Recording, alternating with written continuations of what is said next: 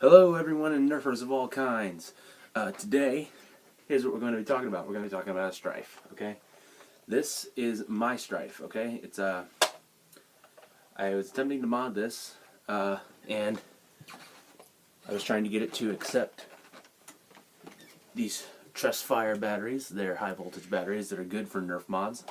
And I was trying to take out a voltage resistor and remove the locks. And what happened, insert the clip here, you'll see I have batteries in, regular batteries, and it doesn't rev up. As much as I try, it doesn't rev up anymore. So what I'm going to do, I went out and I bought a brand new Stryfe, and I'll take these batteries out. Just to show you this one does work, that it's not just my batteries.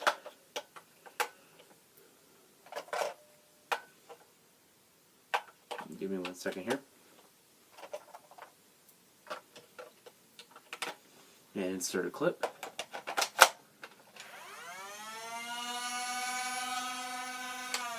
See, it's working. And what I'm going to do, I'm going to take this apart. I'm going to show you step by step. I'm going to show you how to remove a lock. All the locks, actually. I'm only going to remove one, but I'll show you how to remove all of them. And we're going to go. This is going to be my first mod guide, so it should be fun. Let's see what happens. Okay, guys, here we have our blaster. I've taken the screws out ahead of time to basically to save time. You have 14 screw ports that you have to take out. They're all the Phillips head, all the same size, except for the two up here in the rail attachment. They're just a little bit shorter, and they're about this big. And regular one looks about that big. They're just a little bit smaller. So you just don't get them mixed up. It's not that important, but you might have some difficulty putting a larger one in there. After you've taken your screws out, you want to lift your blaster apart. And here we have our internals. Here are your flywheels and your motors. This is the jam door. Here's the electronic locks, if I can point to the viewfinder. Here's the electronic locks. I'm leaving those in because I just don't want to mess with it. This is your voltage resistor. I'm leaving that in as well because I don't have soldering tools to remove that. That would allow me to put even more volts than the, I believe it's 12.6 or so that this tops out at. And like 4 TrustFires dumps it up to like 16 volts. And the 2 I have will bring it up to about 10.2 with regular batteries in it. But I think that's just fine. I believe this is the, nothing will work if you don't have a clip-in lock.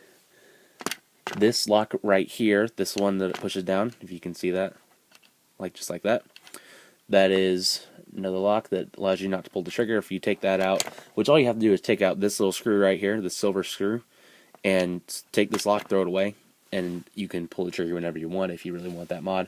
And this little lock right here, same thing. Take out these 2 screws and they'll come out. But the lock I'm taking out is this lock right here. The make sure your blaster has a dart in it lock. It's a little piece of plastic with a little spring. Take it out, throw it away. It's garbage. It does nothing.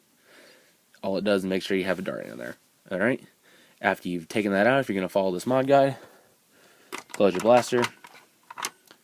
Go on the other side here. If you're going to use TrustFires like I am, you're going to want to take these out. These are the battery, I don't know what you'd call them exactly. I'm just referring to them as battery holders. They're spaced between each battery in the battery tray. And I'm taking them out because my TrustFires are kind of big.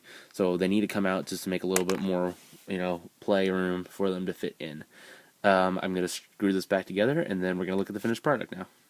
Alright, I apologize that didn't have any sound. Something must have went wrong with my camera here, but I'll explain here that I took out one lock, and that is the lock that makes sure that you have a dart in there. To take out any of the locks that I pointed to, all you have to do is take a Phillips head screwdriver, undo the silver screw, take out the little lock that connects with another piece, take it out. That's it. Okay? That's how you remove mechanical locks in a Stryfe. Now, you also need to take out the dart spacers if you're going to use TrustFires.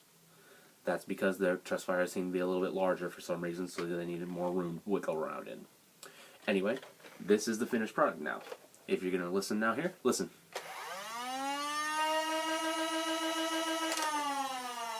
That's with one Stryfe. That's with one TrustFire. It's at about 8.1 volts, something right around there. And these darts, if you look here, if you watch, well, you can't really see, but I'm going to tell you now.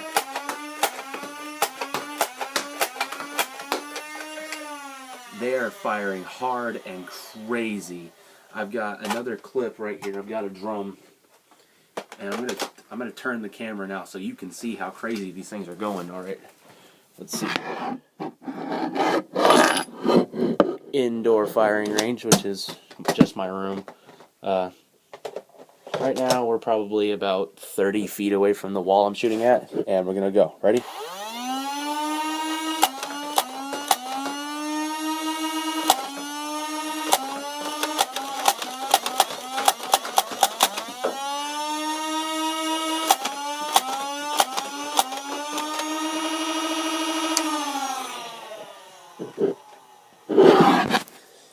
That's with one TrustFire.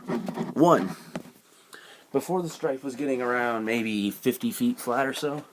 This, I dare say, it's closer to those elite ranges, just with one TrustFire even. This is a really simple mod. Really, I'll even include a link in the description where I got my TrustFires from. I had to get them online because nowhere in town has them where I live. I seriously recommend that you do this, even if you don't up the voltage in a Stryfe. You should at least do yourself the courtesy of taking out that dart lock, because it's just annoying. And then you have to time your shots. You have to go bam, bam, bam, bam, instead of bam, bam, bam, bam, bam, bam, bam, and it's just annoying. So anyway, this is my first mod guide. I think it went pretty well, and I'll have another Nerf video for you guys later. See ya.